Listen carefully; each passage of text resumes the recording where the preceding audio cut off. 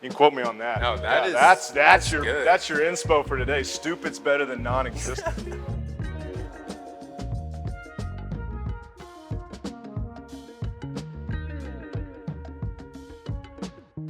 You're pretty much made for bench pressing.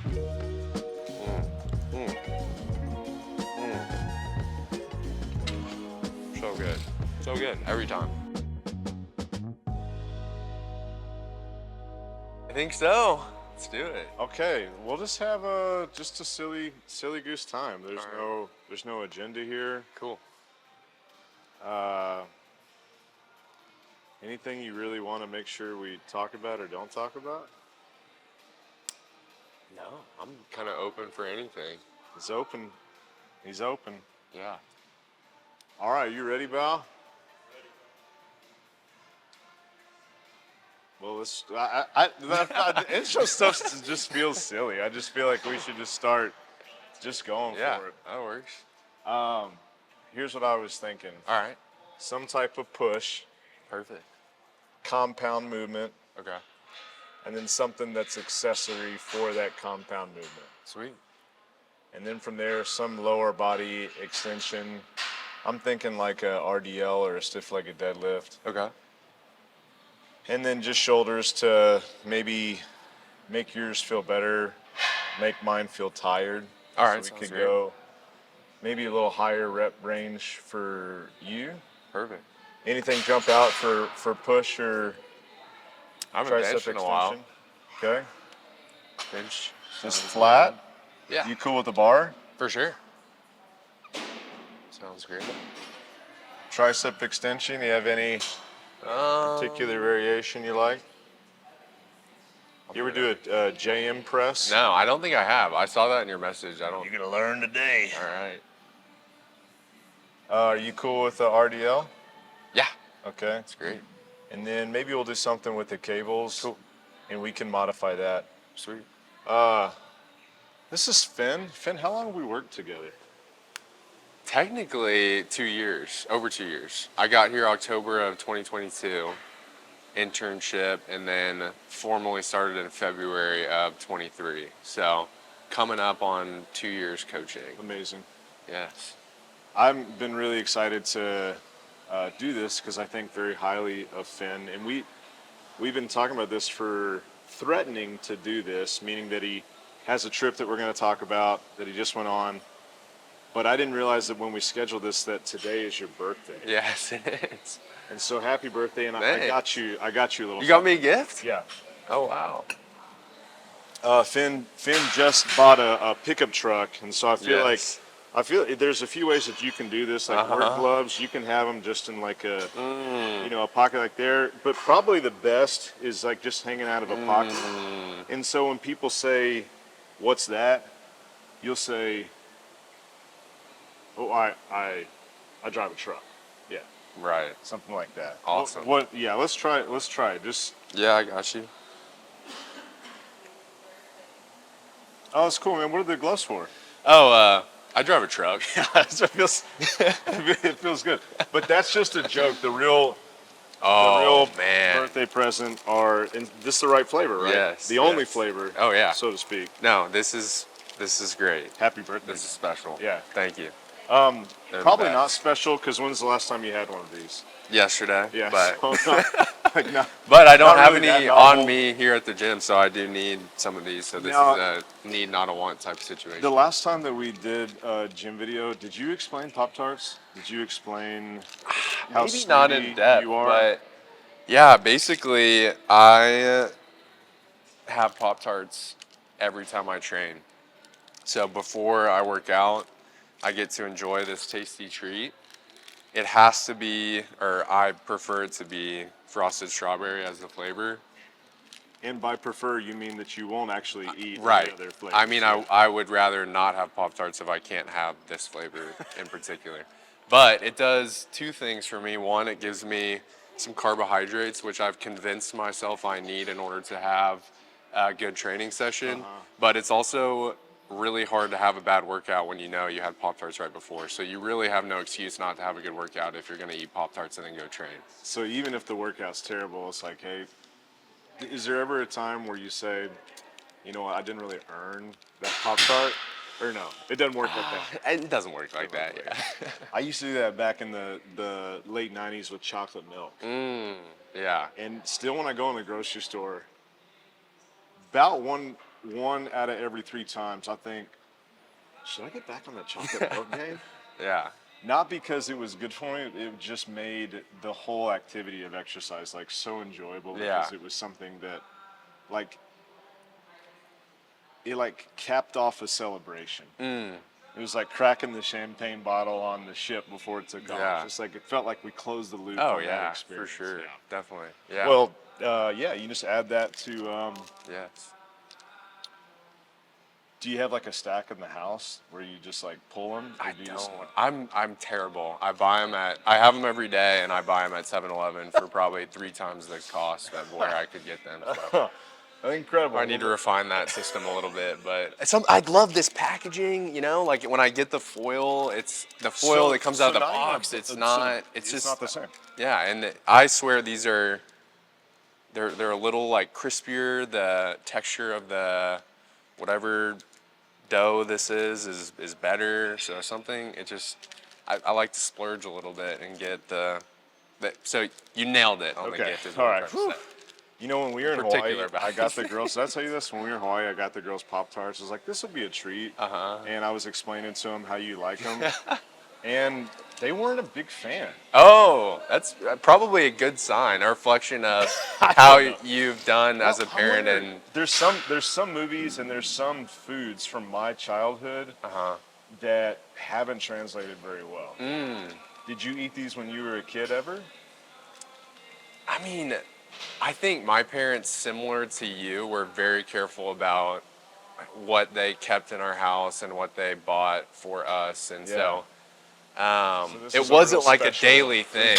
Thing. But this was like, I think I would get them. We had like vending machines at my high school, and I would get Pop-Tarts from there. It became like a pregame thing for lacrosse games, and then now I have them pretty much every day. Which, am I super proud about that? Probably not. No. But it's like it's really hard when you're mid-workout and you're suffering. You're like, no, I ate Pop-Tarts before. Like I'm good. So you eat them before? Yeah, right before. Oh, wow. It's like, get ready to train, crack them open. Yeah. Oh, okay, that changes things. Yeah. I was talking chocolate milk like it was. If I had chocolate milk before, I'd have diarrhea. Yeah. But after, so it's almost like it's like it's you're cranking the engine. Interesting. Yeah. It's a trigger for high performance. Try it. Well, knowing that, do you need to pop the top on these, or are you good? With your permission. Absolutely. It's your birthday. Yeah. I'll go get set up over here. Yeah. Gotta get going here. Always open them up this way. Start with the crust.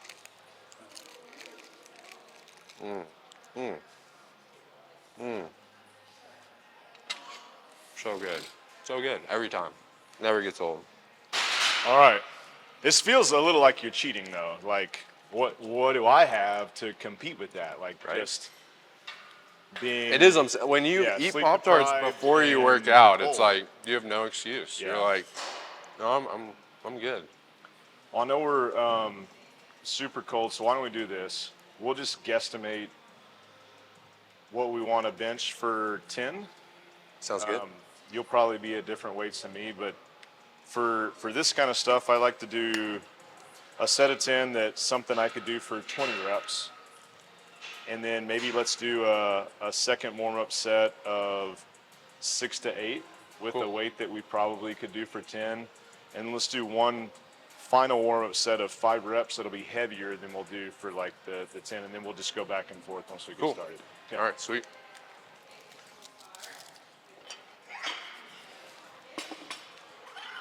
Okay, so Finn just got back from Nepal, which just saying that sounds so romantic. Hearing you say that, I'm like, I did that. Yeah. Will you tell us a little bit how that came to be, and even just like some of the stuff that you did while we're over there? Yeah, absolutely. So while you talk. It was actually a mission trip. And how that came to be was my roommate, who's one of my oldest friends, went to India in March on a very similar trip. So it was technically called an extreme trip. So there was a lot of like hiking, going to remote villages, and our purpose really was to share the gospel with those people. So that's what we did. And after hearing his experience in India in March, um, he just basically asked me if I was interested in this one in Nepal, and And you ended up called it saying an yes. extreme trip? That's what That you was call it? like, that's what they call it. So it's East West as an organization, and they do like flatland trips, and then this was an extreme trip where uh, it was more extreme than I was like, oh yeah, extreme, that'll be like fine, and it was hard. So, Tell me more. Like, what made it? What do you want on here for your set? I'll do this. Okay. It's perfect. Yeah. What made it harder than you thought? Because that would have sold me too. It's like, oh, we'll see about. Yeah, yeah, We'll oh see yeah, about that. yeah, for sure. And a great marketing play. I know that's not the point of the trip, but Yeah. they would have really roped me in Yeah. with that. Do you need to put those gloves on for this, or are you? Nah. Okay. I'll just keep them right where they're at.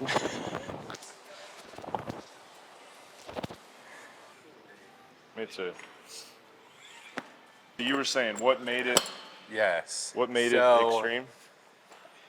what made it extreme was really like all the hiking that we did. So we were going to remote villages. We were like far east Nepal, way back up in the mountains. So, and really that's the thing that drew me to it. I was like, okay, sharing the gospel is definitely outside my comfort zone, but worst case, I'll get some hiking in. So, Yeah. but I mean, I kind of realized this as I got there. Didn't do any research. I was like, Nepal, I know like Everest is there. And Probably like, not doing Everest, so right, we're yeah. safe So I was like, all right, no, we're not doing Everest. I knew like roughly the elevation that we were going to be at. I knew how many days we were going to be hiking, but really it was like I said yes to the trip, and then it was like, all right, now it's time to fundraise for this trip, training for the trip, and then it was like, all right, we're leaving for the trip. And so it was one of those situations where my expectations were really non-existent. Just, and that's kind of how I wanted it to be, just because I wanted it to be. I think it's always more fun to have an experience like that with minimal expectations and try to build it up or Yeah, you form haven't in your thought about mind it what it's too going to be. much. Yeah, Yeah. yeah. So just from a like a movement standpoint, you were just constantly on the go. So would you hike to go find these little like villages all throughout there? Yeah. So one thing that I also didn't really think too much about was just the travel to get over there. So it was like, I mean, we flew to Doha, which is right by Dubai, kind of, and then we flew into Nepal, into Kathmandu, and then we took a plane from Kathmandu to far east Nepal, and then we took like basically a jeep into the mountains of where we were going to be kind of hiking. And it was like, I think the Jeep ride ended up being like 13 hours, and we went like 60 miles. Wow. So it was just bumpy. It was extreme. Yeah. I'll say it. like just to get there. Yeah. So then we get there, and it's like, okay, now we have 6 days of backpacking where we had a lot of food. Luckily, we had a team who would cook us basically breakfast and dinner, but it was just, kind of going village to village, which is really was like, we're going to go to this mountain and share. And a village would be like houses on the side of the mountain, and it would be like up 100 feet, down 100 feet from house to house. And the mountains were steep. Yeah. Like, was thinking like, okay, Colorado mountains, that's kind of what I have in my head when I think of mountains. And it was like jungle. Huh. So I wouldn't expect low that. enough. Yeah, Nepal is, if you spin Nepal 180 degrees on the globe, you basically have it right over like Texas, some states north of Texas, and like the Gulf of Mexico. So it's pretty like close to the elevation that we're at here, or not elevation, but like on the actual globe. And then the highest elevation we got there was maybe like 6,000 feet. Oh, so not So super high. yeah, Yeah, Cool. for sure. I did 8 here. Okay, cool.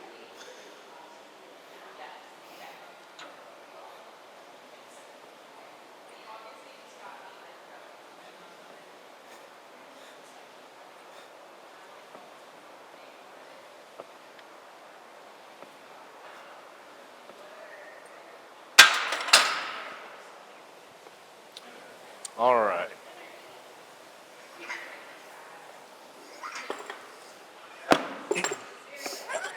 So the cool thing is that Finn's dad is here working out Yeah. while Finn's here, and Finn's dad was one of our first members when we opened. So like 17 years ago. And there's a story there that I'll tell you, but how old would you have been 17 years ago? 17 years ago? What year was that? Like 2008? Yeah. 2009? I was 8 or 9. I'm Exactly. always the year it is, that's how old I am. So, yeah. So it's strange. Yeah. It's this weird out of body experience for me that when I first met Finn, he was 8 years old. Yeah. And never would I have dreamed that we'd be working together.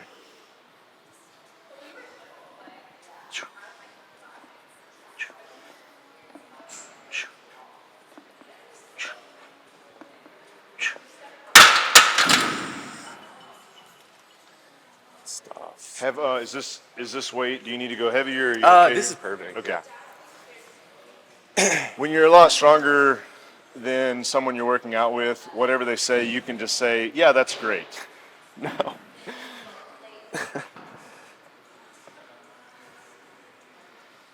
He pretty much made for bench pressing. Nice. Okay. You feel warm enough? Yeah. Okay. Yeah. Why don't we drop it down to like a 5 instead of the.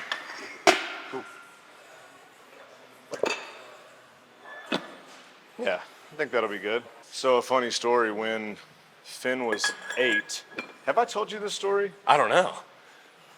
When Finn was 8 years old and his dad started at the gym, it looked much different than it did today. It's basically just like a stinky old warehouse with no AC, and it's basically like a clubhouse. So if somebody came to us, it wasn't because we did any type of formal marketing. It's because they heard through somebody else, hey, this gym is there and it's doing some stuff that's like different. But the day before Andy came in, I had got into, I guess you would call it an altercation. Day before, like, he wasn't a member yet? Right. I didn't Okay. know he was coming in. Gotcha. But I was stuck at a stoplight, and I guess as I look back, I think that I probably cut somebody off. Because there's no other explanation. This person came up. Now, this is crazy because the windows were down in our car. And he shot me the bird. Now, he was on Kelly's side. She was in the passenger seat. And he yelled like explicatives at Kelly. So got out of his car and came up to your He car? didn't get out of the car, but he I gotcha, reached I his gotcha. hand out and was like screaming. But here's the funniest, it's not funny, but a funny part of the story is that we then turned and we were at another stoplight. So we were at Lovers in Inwood, and we turned and we're right at Inwood in front of that grocery store. Yeah.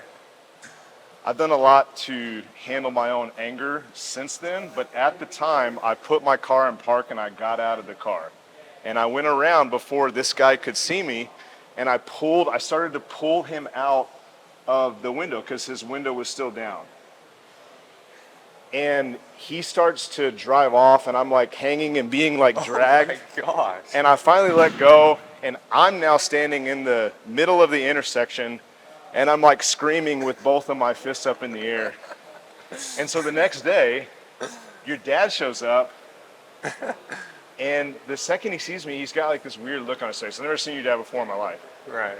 And he says, hey, this is a weird question to lead with, but were you standing in the intersection at Lovers screaming yesterday? And so he apparently was like right there and like saw the whole like second Oh part my God. of that interaction. Have I ever told you the story? No. Oh yeah. come a long way. Really developed myself since then, but it was That's crazy. maybe in all these years I've been doing this, the most awkward interaction I've had with somebody because it's like a not very pleasant part of my personality was how they had to like evaluate who I was.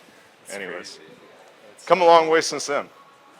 Okay, funny. so we'll kick it off 4 by 10 or as many as we can. Sounds great.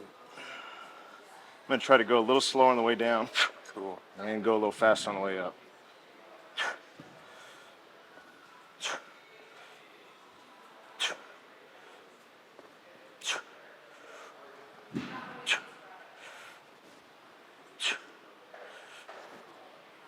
I already lost track. It's 9. Last one. It's 10. Nice. So what's next? What are you training for now? TFX. TFX, The which fittest stands for the experience. fittest experience. Yes. So CrossFit competition at the end of January, Cool. which is I was like, oh, I have so much time, and now I'm like, no, I don't. It's so close. Yeah. Well, will you do anything different? Like when you say that you're gonna, prepare for that, Yeah. is it being ready for like more than a few workouts in a day? Like what will you do? I think really training's been largely similar to what it always is, which I do our class workout, and then we have it's called the overboard track with some extra programming. So normally that's what I do. And that worked really well for the first CrossFit competition that I did this past summer. But I feel like one thing I was missing was just that like game day intensity. So maybe not doing workouts that are like, crush your soul in terms of difficulty, but just practicing that speed. So I've been honestly been taking programming day by day rather than trying to write like this beautiful progression for all these different things, and do more stuff fast rather than just kind of like go through the motions and get volume in. So make it the highest quality session you can, and Yeah. then just evaluate what energy you have remaining after Right. that. Yeah, and not every session, but throwing more of that in, especially with some stuff like that I would consider weaknesses. Yeah, cool. But we'll see how it goes. Have you ever been down to that event? No, never have. I've seen like videos on Instagram, but never have I been there. Oh, nice.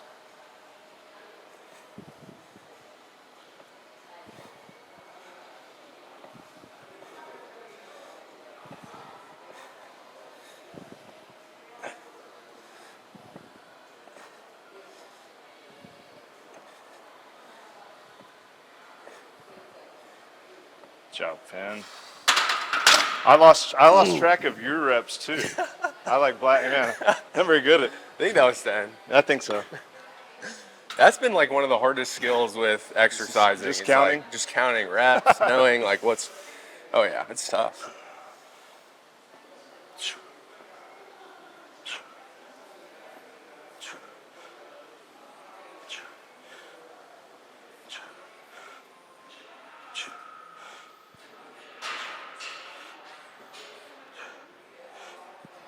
This is 9. Oh, okay. I think. Did you tell Jeremy when we were in Austin that you're doing it? No, I didn't. I didn't get a ton of one-on-one time with him, but yeah. Well, I don't know what he would have said. He probably Yeah. said like, cool. for sure. It's grown into like such a juggernaut of an experience. Sure. But I'm really excited you're doing that. That's awesome. Yeah, thanks. Yeah, I'm excited for it too. All right. What about you? I know you just did the marathon. Just to the marathon. I think that right now, I got asked this yesterday. I'm doing a lot more jiu-jitsu because I couldn't do that very much while we were running 12 times a week. So I'm trying to go 4 times a week, and I've basically the time period that you're training for TFX. I given myself as like a transitionary period Yeah. to get some strength back. Just do stuff I like, which is jujitsu. Yeah. So being able to go 4 times, it's tough. Like I can tell this week, like my ribs are sore and like my jaw and neck are sore. Yeah. And so I feel like that's a trade-off of kind of like you were saying, like if I increase the quality and also the quantity, so I'm rolling a little harder now, whereas before I was just kind of going through the motions. Yeah. So it's like yesterday I gave myself permission. How do I say this without sounding cocky? I gave myself permission to flex a little harder. Yeah. I gave myself permission in some positions to display my athleticism. That didn't mean I'm God's gift to athletics, but most of the time it's so technique based that I'm really just kind of like letting myself go where it needs to go versus like demanding that something happens. Right. So that's drastically different. And I have a very basic weight routine that I'm doing like 4 times a week. Nice. That's a little bit more upper body dominant because I felt like for the last 3 or 4 months I was pretty limited there. And so I think that'll be probably until like the end of January. And then my goal is to take Kelly on a hut trip, like a backcountry like ski trip. And so we're still trying to work that out. But if everything goes well, I'll transition to more rucking, more endurance-based activities like with the pack, just so we can get ready for skinning. Sweet. So still, hopefully this saying that on camera is like a motivator to get my shit together. But there's a lot of like logistical things to figure out there. Yeah. Kids. Right. When do we go? Yeah. How much acclimation are we going to have to the altitude? Yeah.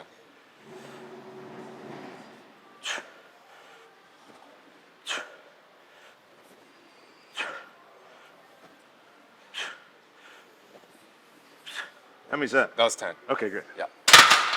If you had told me 9, I would have done one more. No, that one was 10. I think.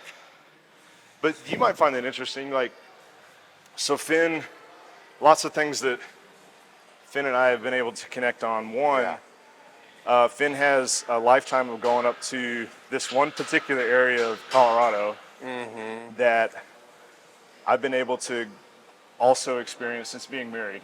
So we connected on like the same little town of Edwards, Colorado, like same restaurants we like. We've gotten to ski together once and hopefully we will this year. Yeah. But I found that, what's the altitude in Edwards and like Avon? It's like 7,000, I think. 7,000, I feel pretty good. Right. Like just going up and like one day, lots of fluids, good to go. But I found that above 9,000, I need like 48 hours to be good. Have you found that at all? Like with hiking and a lot of that stuff? I've also found that if I go up there and do a bunch of stuff, it can be fine, but recovery takes a lot longer. So like a couple months ago, I did that 14er, did Mount of the Holy Cross, and I found like going up there and kind of like not letting my body have the opportunity to acclimate and just doing that thing, I was able to do it, but then the next day I was like devastated. I'm like not okay. Right. Yeah. So I think any way you cut it, you have to allow yourself that time to acclimate. Yeah. But sometimes I find it's more in like the recovery aspect rather than like the activity. Man, you're so right. You're so right. I flew up and did like a backcountry day at Vail Pass, which I think is like close to 10,000 feet. Yeah, I'm sure it is. And I did it, and you know, it was like with some local, so I was really trying to hang. Yeah. And I was fine. But I mean, for lack of a better term, I got like altitude sickness like that night because my body just couldn't process not just the altitude but the exertion. Yeah. And I think you're spot on about that. Yeah. Same thing with the 14er. It was like that night I was like, oh boy. And then the next day I was like worthless. I was like going up the stairs, whatever. It was just everything felt so hard. Yeah. So crazy. All right, what set is this? I think 3. Okay, cool. Yeah.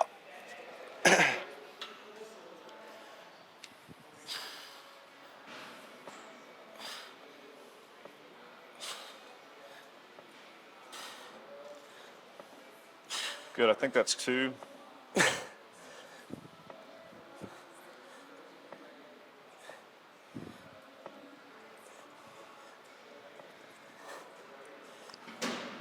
Nice job, Finn.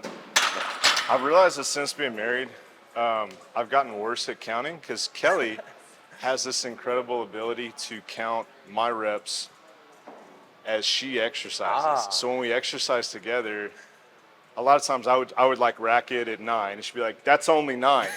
And so I became really self-conscious that I wasn't counting right. Yeah. And now you fast forward, I realize that I don't count very often. A lot of times I'll just go to like a reps in reserve or like an RP. It's like, oh, What a great way to train, though. Well, maybe. Yeah. I mean, I think, like, Well, you bring up a good point because like reps seem a little arbitrary. super arbitrary. Yeah. Yeah. So it's like, hey, I'm going for this stimulus. and Right. So I'm gonna go until I have like 3 RIR. Yeah. So that freaks some people out. That I'll like exercise and not know exactly how many reps I'm doing. Yeah. But I just know I'm gonna. The only reason that it's an issue is like recording. Oh, yeah. So recording it, it'd be like, well, I think I did this many reps. Right. Yeah, that's a good point. But maybe you could keep that same concept and just know, hey, I'm going to try to hit that same stimulus with like a little heavier weight. Yeah. So look, there's a way to do it. You don't have to. You don't have to count reps. I like doing that on like isolation stuff. Totally. When you're like, Just doesn't kinda go matter. for a You just- feeling. yeah, exactly. Totally. Once you hit that stimulus, you're like, all right, I'm where I'm supposed to be.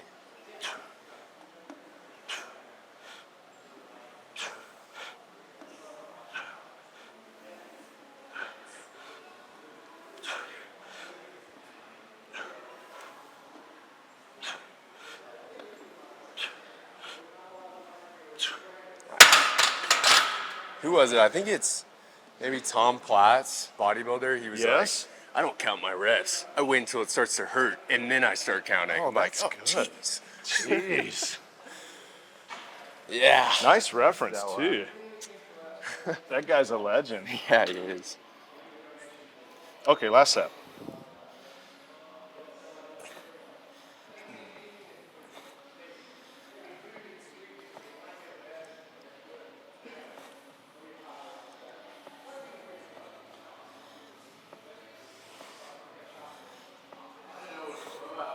Oh, what's up, dude? Hey, I didn't know you were gonna wear your tactical Vans. I would have dressed up.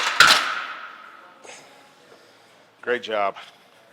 Okay, since we're warm, we'll take it down and immediately like go right to it. Let's start with just 40 kilos. Cool. And maybe on sets 2, 3, and 4, we can adjust the weight. Sounds good. For a JM press, Yeah. you'll have a little more of a false grip on the bar. Just so, since our hands are a little closer, it's not as much leverage on the wrist. So we'll kind of take the wrist out. Sounds good. And then we're going to drop it right to our face, almost pretending like the bar's in a Smith rack. Okay. The point of a JM press is to more or less like isolate the elbow. So we'll stop without letting the elbow drop. Because as soon as the elbow drops, it's a little bit more pectoral. So we'll stop here just as kind of like an accessory movement for the chest. Hopefully I'll be able to demonstrate that. Yeah. Right. Feels light. So we'll just kind of go right, almost like trying to flex the elbow Yeah. just as much as you can.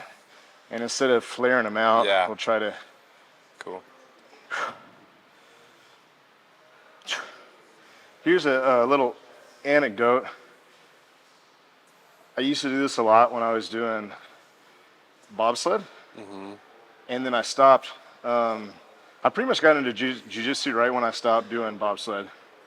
And so this is a movement that I stopped doing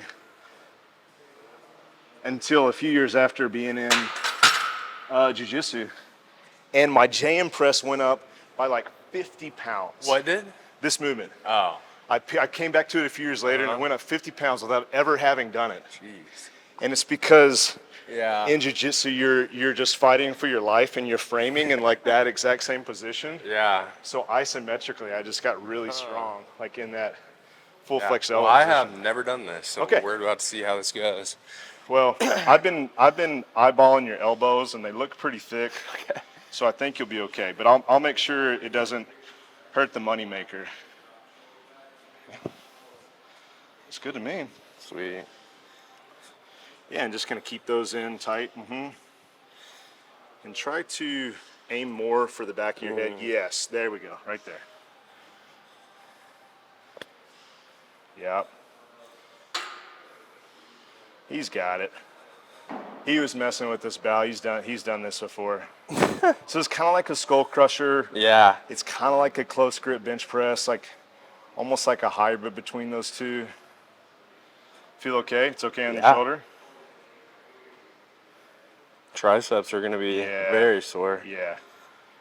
After this, we'll get another pack of Pop-Tarts. We'll get a pack of cigarettes. Forgot about those. We'll roll them up in the we can. in the sleeves. Oh, that's probably why it felt heavy, because you hadn't had enough Yeah. of the Pop-Tart. You know, pre-workout, intra-workout. This is my go-to supplement. So we've been working together 2.5 years. Yeah. What did you weigh when you first started the internship? And then what do you weigh now? Weighed about 180 on a good day. Now I weigh like 195. Yeah, it's 15. What was really kind of funny is when I was in Nepal, for like 10 days, I lost 9 pounds. Did you really? I did. What do you think that was? Do you think you just weren't eating very much, or your activity level was just so? I think a combination of those two Yeah. things. What did you eat? Was it just like dehydrated? Was it like camping food? No, they cooked us like chicken, a lot of hard-boiled eggs, a lot of rice, and then some days we had like potatoes. But what's super interesting is they don't take the bones out of anything that they cook. So the chicken was like I heard we were gonna have chicken and rice for every meal. I was like, easy, good. And then I get Tell them why that's easy. because all I eat is pretty much all I eat, especially during the week, is ground beef and rice and Pop-Tarts And Pop-Tarts. and lattes. Lots So of eggs. coffee with a little bit of milk. So you're like, this is just a Delicious. regular Tuesday. This is just a regular day in the office Oh, for yeah. me. Yeah. Pop-Tarts. So my diet is very simplified. So everybody was like saying like, oh, you'll get so sick of rice. I'm like, no. Doubt it. Yeah. But anyway, we get there the first time. They're like, oh, we made chicken and rice.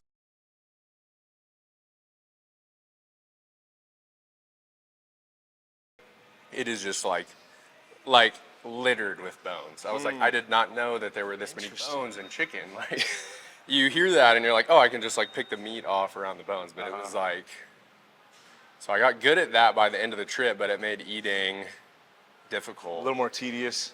Yeah, and it was just like, I had this realization maybe like day 2 or 3. We were on a long hike, and I was like, in Dallas, it's like whatever I want, I can get. It's right So I'm there. like, my goal is to have as much muscle mass as I can and be like efficient with weights, cardio, CrossFit. Yeah. And it was like, normally my day is like protein, carbs, caffeine, electrolytes, pre-workout, more carbs, keep it more coming. protein. Yeah. Yeah, it's just like take. And we're hiking, and I'm like, I'm so used to having my intra-workout Pop-Tarts with my caffeine and my electrolytes and hydration. And I'm like, I'm hiking and I have nothing. But it was a good reminder of like, most people don't have that when they're, and it was like, oh wow, I kind of use some of this stuff as like a crush when I'm working out. Cause Yeah. anyway, it was, so all that to say, 9 pounds. 9 lost pounds. just Yeah. from- But are you back now? I'm getting there. Getting I think there. I'm at like Yeah. 193, 194. So at the time of this shooting, we're a little on the svelte side. But we'll get there. We'll get there. Dude, I find the same thing to be true, that from a sleep standpoint, I've gotten like really soft. Kelly and I were talking about this just a couple of days ago, how we sleep with sound machines now because we introduced that with kids. Yeah. And, I have a Tempur-Pedic pillow, and we need it to be dark and a certain temperature. And if you throw one of those things off, I become like very fragile.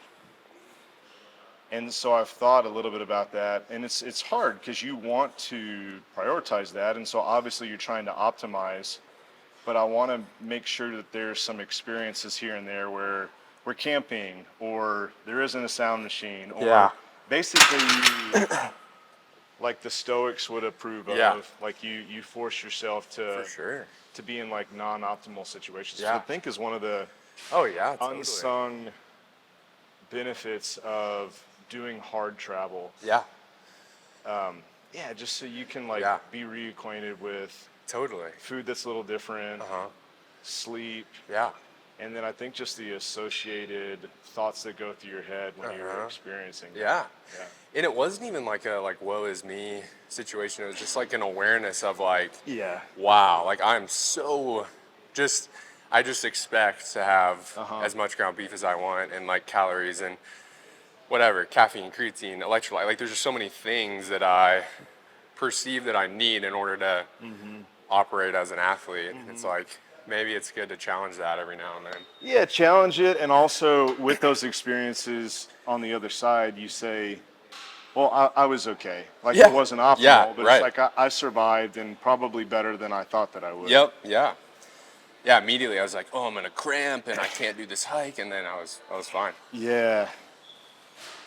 But I think the same thing goes for training. Like the amount of days that I have lifters, knee sleeves, belts, sweatbands, grips, like just the amount of stuff that I perceive that I need in order to operate like at whatever maximal intensity. Yeah. I could probably challenge some of that stuff more too.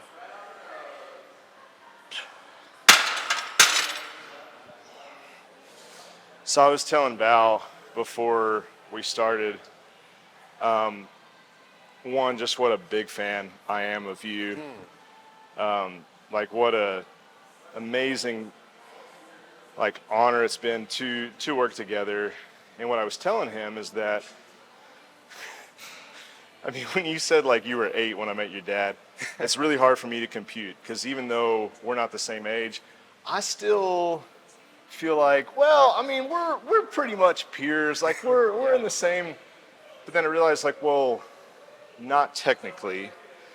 And what's interesting is that when people my age talk about those that are in their early 20s, it's usually pretty pejorative.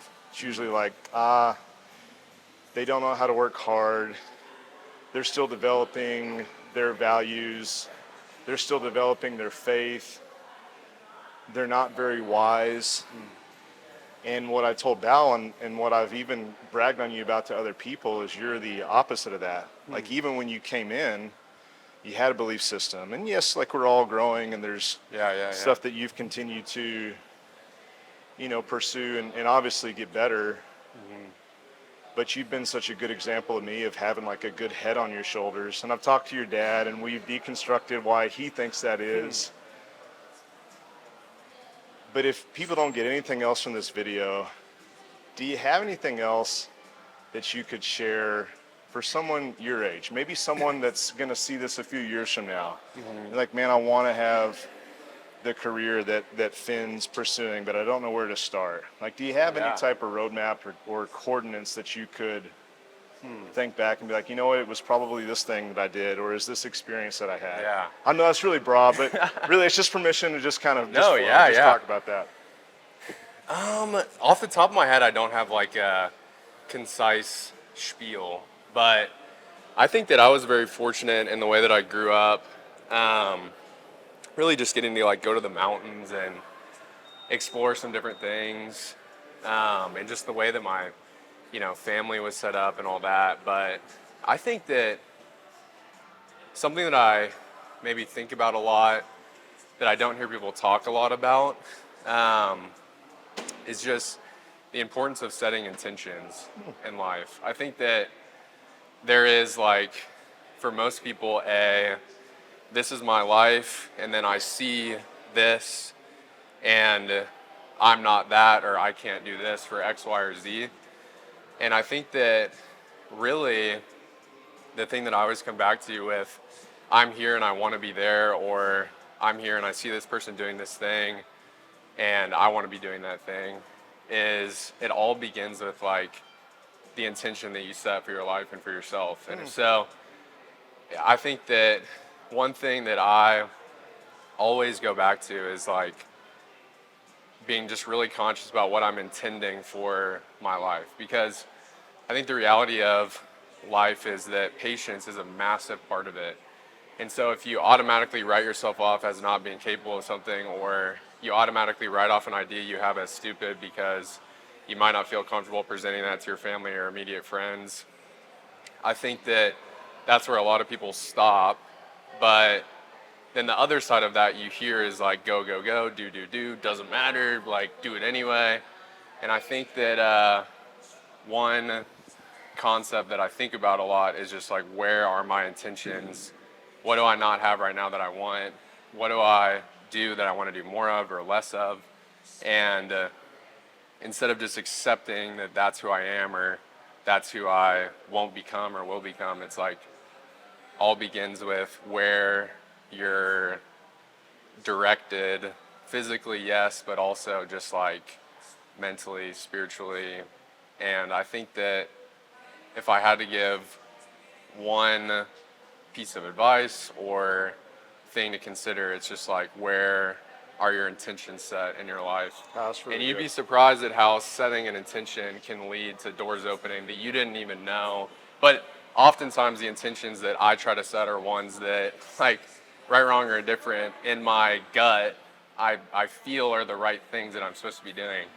And when I can set intentions around those things and then just like give those things space to grow, now I'm doing something that I set an intention out to do when I was in college and literally did not know that this was possible, and I'm doing it. I'm here every day, getting to just practice the thing that was all I wanted to do. Yeah, it was And just so- like a glimmer, just a Exactly. vague idea. Oh, yeah, man, and that's it could have been easy for me to be like, that's not me, that's not my life, I can't go there, I can't do that. But instead it was like, I think I learned from an early age, like trusting where your heart takes you, and some of the things that come up in your head as things worthy of pursuing are there for a reason. And so, Man, that's so good. yeah, I don't know. Okay. All right, you Felt like Jay, a ramble, Jay, but, Jay and Press, and I'll monologue or respond to what you said. Okay. That makes me think of two things. First of all, it's so good, and I just know that that's not just like some nice soundbite. Like, I've seen you live that out. But I also notice that you're a really patient person. And when you finish the set, I'd love to hear if that's environmental or something you think is just genetic. Yeah. But then it's funny that you say that, because I have, in the last, I would say just 3 or 4 months, really appreciated what a visual learner that I am. And it's why I don't do great with audiobooks, and I wish that I did. Like, I need to see the words. Yeah. But then taking it one step further to intention, I've found that I have to write something down. But as soon as I take like something vague and create a little bit higher resolution, unless it's going to hurt somebody, I've learned at this point in my life, like, I can do it. You know, I mean, there's some things where it's like, okay, you know, when we get there, it's tweaked and it's a little different. Yeah. But I believe, like, this thing that you're talking about, it's taking it from something that has no material nature, and it's putting something into our consciousness. So it's like, oh, this could be a possibility.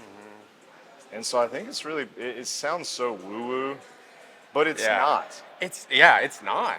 I mean, Was like, that even 3 or 4 sets? I think that was 3. Okay. Yeah. Keep but talking. even like listening to you talk this weekend, a lot of what you said, we had a coaching summit that we went to, just about trusting your gut. And, you know, there's so much of that it just kind of makes sense that, like, ultimately you have the best understanding of what you want and what you need. And so just trusting that, and call it whatever you want, but I think that there's power to that for sure. But you're right. I think that it does. You said it earlier. It does take just a whole lot of patience to, set the intention, start Yeah. to visualize it, but then realize, well, as this progresses, like it's going to take a little different shape and form than maybe what I initially thought was the Yeah. way this is going to go. Yeah. And back to your question, I would say I'm a very I think I'm a patient person, but I don't know where that comes from. Yeah, But because Finn's described like hours upon hours of like practicing a trick on the yeah, skateboard. maybe that is where it comes from. Skateboarding, drawing, things that require. I mean, all of those things are like little micro environments for life. I mean, You know what if I you think? want to think of them that way. So Skateboarding especially, but there's something so futile to it. yeah, Practicing a trick over and over and over again for no one's applause. right. And then when you do it, it's like, well, okay, I did it, but there's nothing external about that. Right. Yeah. And there is something almost like what feels inconsequential, but then at the same time it's not, or nobody Yeah. would do it. Right. And I was watching this video with Werner Herzog. It's like this very obscure director. And apparently skateboarders love this guy for some reason. Huh. And he's this old, you know who this dude is? It's this old, I think he's German. But he was watching this video of somebody doing tricks over and over again. And it's like, oh, that's like the process of directing. Like there's so many missed Yeah. takes. He didn't say mistakes, but he was like, this is missed takes, and we have to shoot this scene over and over and over again. And it feels, that's the word he used, it feels futile. Yeah. And I wonder if this process of setting intentions and then living it out, like the patience is, you just appreciate it on a very subconscious level. It's like, Yeah. well, of course that's what it takes to do something Right. noteworthy. Yeah, Oh. for sure. It's a simple answer, but I don't know. I feel like not a lot of people talk about that aspect of things, of just setting an intention and that being like enough for the first action, which I don't know. I think I'm trying to get one thing that I really admire about you is you are capable of coming up with an idea, coming up with like a succinct goal for that idea, and then doing it, like with the podcast, for example. Thanks, man. So I think that where I can really grow is acknowledging like the potential that I have to do. It still is really easy, even the awareness that I have of what I just said, to think of an idea and be like, oh, and not be able to see how I could do it, I guess. So Well, I think I see, Yeah. Obviously there's lots of differences between you and I. But even when we first met, or reconnected rather, Yeah. like after college, I remember thinking like, oh, the creative side of Finn, I see some similarities in that with me. for Like sure. if I'm just caffeinated enough and I'm not too sleep deprived, Yeah. if you give me some time and some space, like, man, my brain can go and explore like lots of different ideas, and I love that.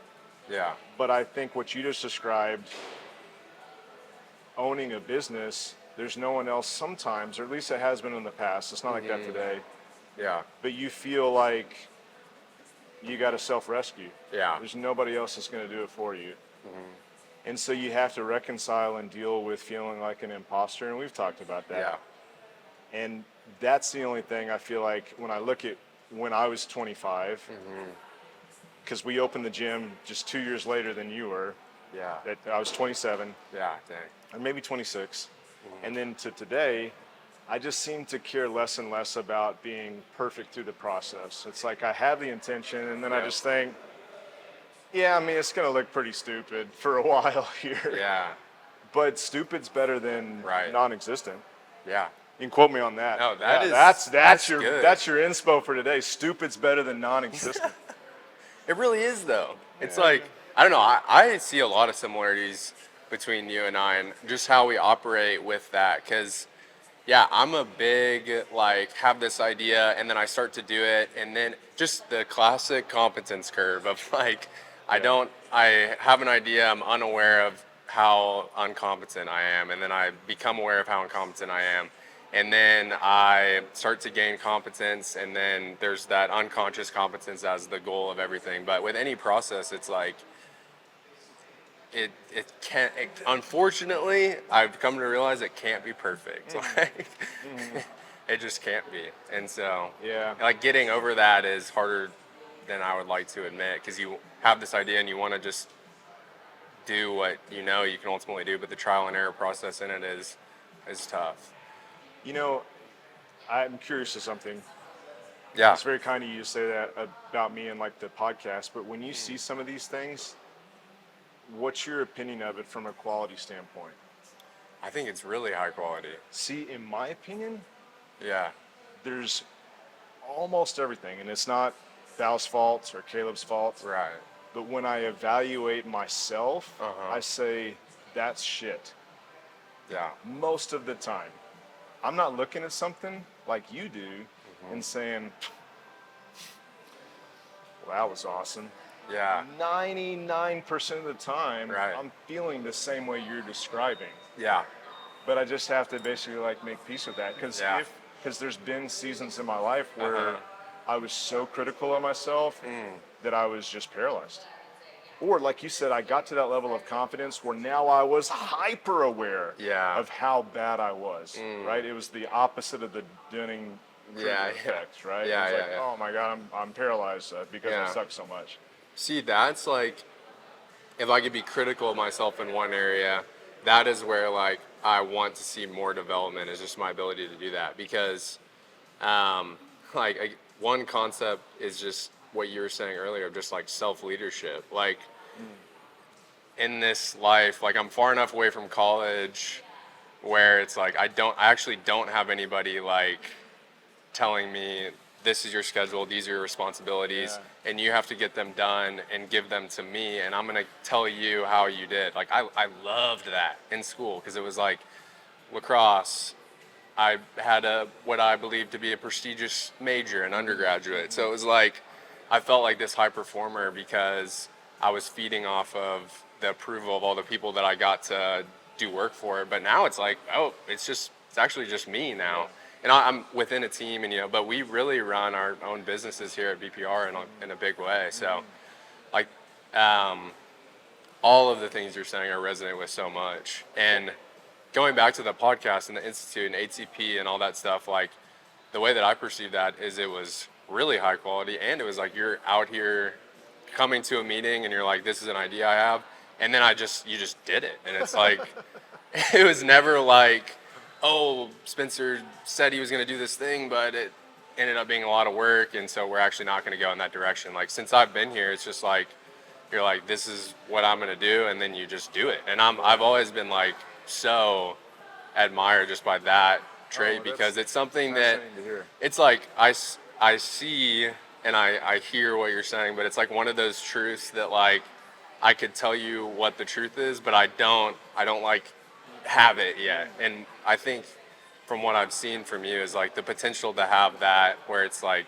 you could be paralyzed in fear, but really you have, you as an individual have things that you're setting intentions for, and that you see, like dreams, goals, whatever, and you're doing the thing. And that's the only way to really, I feel like, feel at peace with that thing that you're talking about, where you're paralyzed by really kind of what I said earlier about how unfortunately everything just can't be perfect. Yeah. Yeah, and so maybe the patience isn't just like knowing that things take time, but also patience with the expectations you have for that process. You got one more set? Yeah. Or is that it? Okay. Yeah. Good call. The only question I have for you when you finish this set, because you brought up a great point. It's like, man, we come from these upbringings of great structure. College is a great example. You played collegiate lacrosse, and so there's even more direction and guidance and containers to keep you safe and how to thrive. But you get out of school, you make this transition to adulthood, but no one's really told you how to be autonomous. No one's really told you how to lead yourself. Right. And I can remember living by myself and feeling very alone, feeling very isolated, and feeling like I didn't have a great guide on how to be autonomous and how to have that efficacy for myself to be ambitious and to set intentions. So in this last couple of years, you've gone, maybe not in exactly as I described, but you've hit some of those notes For sure. on this scale. Like what can you speak on that? Yeah, I would say, honestly, really, I think I just had this. I think all of this is a conversation of expectations and reality kind of not aligning, where I just kind of always thought, like, once you graduate college, you're kind of like you've learned everything you need to learn. I don't know. Like, Easy street, in my head, it huh? was like finish line. Like, it was just like, oh, by the time I finish college, I will have a job and I will be whatever my expectations were. And then you get there and it's like, yeah, for my whole life I've played this one role, and now I'm like transitioning into a different role. And I think that where my regrets are, so to speak, is I just went into that with the expectation that I should have everything figured out. Um, Yeah. So I think that not having everything figured out and then feeling like feelings that I didn't know, like you're talking about loneliness or like uh, feeling behind or whatever the case may be, and then I just double down on myself like, oh, it's a me thing, not like this is an everybody thing. So you were So even harder on yourself. yeah, I mean, in a way, I think that that's just kind of my default. I So can relate to that. yeah, does that kind of answer the I question? think so. Yeah, I think that's a part of, that's not just graduating from college. Are we doing 10 of these? Yeah, just a little warm set. We don't have to go too heavy here, and we can even just finish with this one Cool. since the workout's really just an excuse to talk. I think that's the human condition, that every big milestone that's out there, it's easy to say, like, to use your words, man, if I could just get here, Yeah. figured it out. If I could just get a girlfriend, if I could just get married. Yeah. Val's getting engaged this weekend. Oh, congrats. Man, if I could just have kids, if I could just get a house, if I could just make this much money, if I could Yeah. just have this professional recognition. Yeah. And in each one of those things, you get there and be like, well, it wasn't quite what I thought it was Yeah. gonna be. And I don't have a great rebuttal to that. I just know that Yeah. it's so tempting to build something up as soon as I get here, that will be the thing Right. that Yeah. will really satisfy me, or Uh-huh. that I'll have finally arrived. Yeah. And I think what I'm coming to realize more and more is it seems like the solve to that is concepts like self-leadership, where, and like just accountability and responsibility and being able to like do what you say you're going to do. And Yeah, I don't know. I think that the more that there's a reliance on external things, the greater the likelihood that you're going to get let down if your internal things aren't in order. I But think you can set intention for what you haven't yet experienced. as to like the outcome of that experience, or Yeah. Hey, I haven't had any protocol here, but once I actually get out of school, this is what I'm gonna make as an agreement for myself when I get there. Hey, I'm just on the dating apps, but if I get a girlfriend, this is the intentions that I'm gonna have in that relationship. I'm just starting out in this job, but if I can hit these financial goals, these are going to be my agreements with what I'll do there. Yeah. Hey, Polly. It's okay. It's not like a Walmart commercial or anything. You can. You look like a homeless guy. None taken. Yeah. I've worked hard to cultivate this homeless look. Yeah. Yeah. But to answer your question, I think yes. I think you can I think you have to set intentions for things you haven't It's an experienced. interesting concept, right? 'Cause Right. It feels. And a I'm little also not an naive. expert on this concept. Well, but, yeah, I'm just working it out myself sure. too. But yeah, it does feel a little naive. Yeah. It's almost in the same vein as like imposter syndrome. It's like, well, who am I right. to set intentions to something I've never experienced before? Yeah. But it's no more naive than setting intentions in general. Oh yeah, for sure. Because I'm sure there's people that are even worse than us, where it's like, I can't. Who am I to make any kind of goals? Right. You know, and to be like so pessimistic about possibility. Yeah. So I wonder if one thing's possible, maybe this is also possible. Yeah. I've never thought of this until like Yeah, right yeah. now. So No, for sure.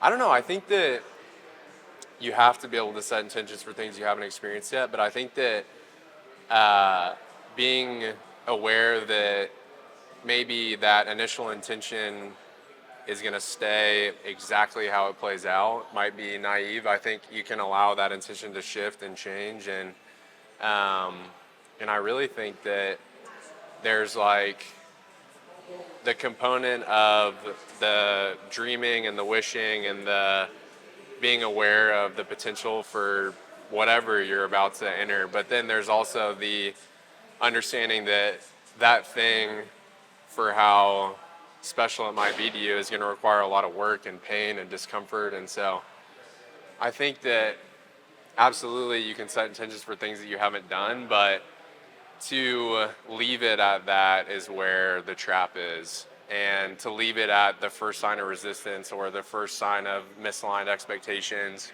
And so this is probably the thing that I need to hear more than anything that I'm saying to the people who are watching this video and you, but it's like, that is like necessary to have a dream or a goal or something that you deem worthy of pursuing, but it's really easy to stop there. And so being aware that it can't be perfect, being aware that it's going to be hard, like there's going to be pain, and then deciding to continue moving on, I think is like one of the most noble things that you can have as a human being. cut it off But right there. There's not a better thing. Keep going. What's great is I see you doing that. Like I see you doing that, and it's You like, too. yeah, and so it's cool. Think about how much you've done since you first showed up. Yeah, It's crazy. yeah, definitely. And probably better than. It ends up being better than you think it's gonna be. I think that's the Yeah. nicest surprise of most of Right. this stuff. It's like, you know what? Especially when you actually see it through. I had a low resolution image of this, and I just kept going, and it felt bad the whole time. But then when I looked back, I was like, man, that was incredible. Yeah, Like, what a cool thing I was able to do.